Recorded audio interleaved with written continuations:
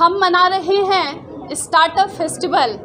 हमारे साथ हैं डॉक्टर दिवाकर वैश्य। मैं उनसे जानूंगी कि क्या कुछ खास है, क्योंकि मैंने उनके बारे में बहुत कुछ सुन रखा है। आज उनसे सुनते हैं उनकी कहानी। सर, बहुत स्वागत है। Thank you. सर, स्टार्टअप के बारे में आपकी क्या राय है?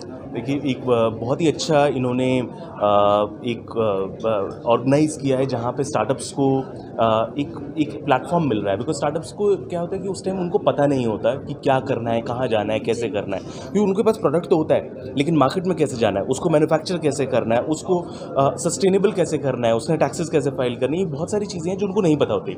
और अगर उसके अंदर उनको एक गाइडेंस नहीं मिलती तो एक प्रोडक्ट तक ही बन के रह जाते हैं और उसको मार्केट तक नहीं ले जा पाते। मुझे ऐसा लगता है यहाँ पे इनको एक बहुत ही अच्छी गाइडेंस मिल रही है और इस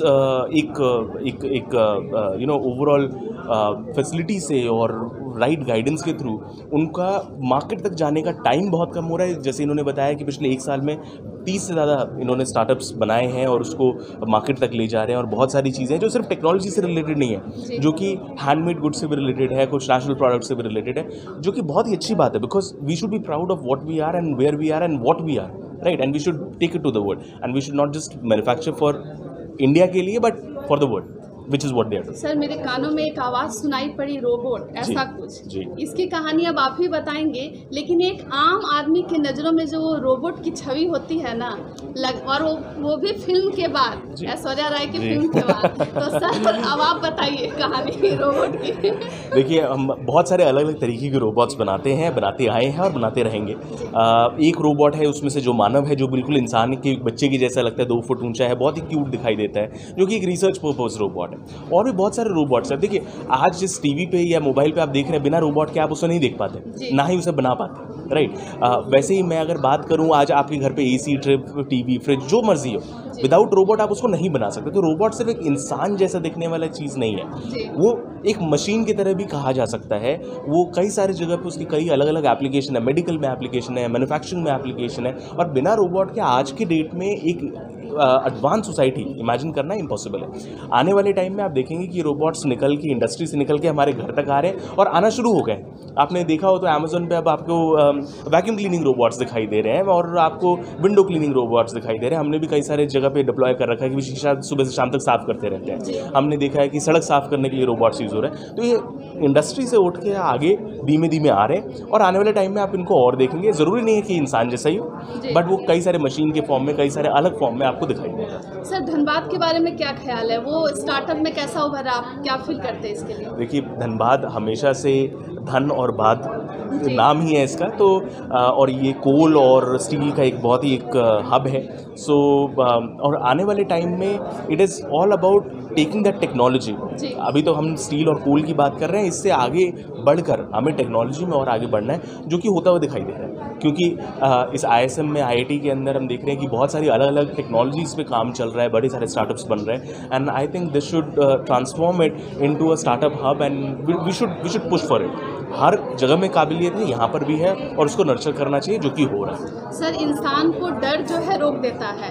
आज मुझे आपकी ओर से 2 स्टेटमेंट चाहिए, एक महिलाओं के लिए, एक पुरुषों के लिए, कि वो अपने डर को कैसे कम करे। मुझे एक स्टेबल नौकरी मिल जा रही है, मैं वहीं पे बैठा रहूं, मुझे मन नहीं है, मैं मोनोटोनस लाइफ को जी रहा हूँ या जी रही हूँ।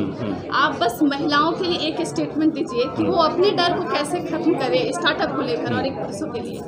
देखिए, सबसे पहली चीज़ तो महिलाओं के लिए ये है कि उनके बगैर ये दुनिया नहीं होती, राइट? उन्होंने अपने डर पे जीत पाई और आज के डेट में हमारे पूरे दुनिया को वो बनाया जो आज हम हैं, right? So you are the leaders of the society. और आज के डेट में अपने उस सोच को, जो आपके मन में सोच है, और हमने ये देखा है कि लड़कियां काम करने में लड़कों से ज़्यादा अच्छी होती है। ये मैं लड़का होकर बोल रहा हूँ, बिकॉज हमने आज इसे देखा है कि आप कोई भी प्रोग्रामिंग का काम देखें या कोई भी कंसंट्रेशन का काम देखें, लड़कियां ज़्यादा अच्छी कर पा रही हैं। तो क्यों ना हम उस आधी आबादी को यूज़ करके हमारे देश को पूरी तरह से 100% सक्सेसफुल बनाएं। और उसके लिए घर से बाहर निकलना पड़ेगा, हमें अपने डर पे काबू पाना पड़ेगा। डर क्या है? डर कुछ नहीं है। आप घर से बाहर निकलते हैं, आपको डर है, कल को आपको चोट लग जाए, घर के अंदर आप खाना बना रहे हैं उसके अंदर हाथ चल जाए, डर हर जगह पे है, जी। लेकिन हमने उस पर काबू पाया। और आज के डेट में अगर आपको कुछ करना है तो उस डर को सामने फेस करना पड़ेगा, आंखों के सामने रखना पड़ेगा